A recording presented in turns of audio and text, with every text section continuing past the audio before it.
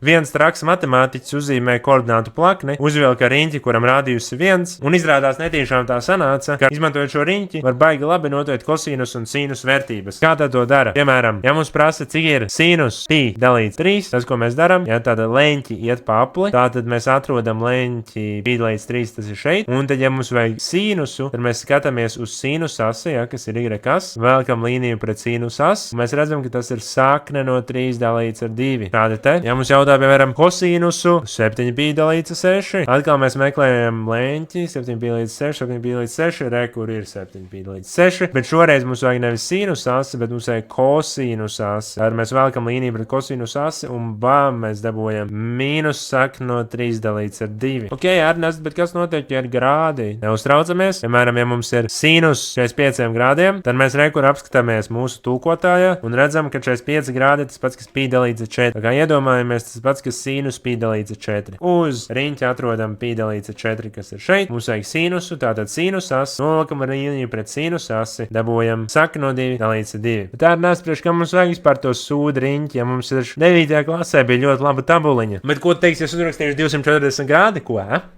Ko teiksi? Teiks, neko, te nav 240 grādi. Un tāpēc mums arī vajag to riņķi. Bet labi, Ernest, bet tulkotājā nav 240 grādi. Tas, ko mēs varam darīt, mēs varam iedomāties, ka tie 240 grādi ir vienkārši 4 x 60 grādi. Un 60 grādus mēs zinām, tas ir pi dalīts ar 3. Tātad 4 x pi dalīts ar 3, tas ir 4 pi dalīts ar 3. Bez panikas. Un mēs rakstām kosīnus 4 pi dalīts ar 3. 4 pi mēs ieraugam šeit, un mums vajag kosīnus asi, tātad šito, un mēs dabūjam -1 puse. Ierakst komentārā, cik sanāks sīnus 3 pi dalīts ar 2 un kosīnus 120 grādiem, un uzdevums ir atrasināts.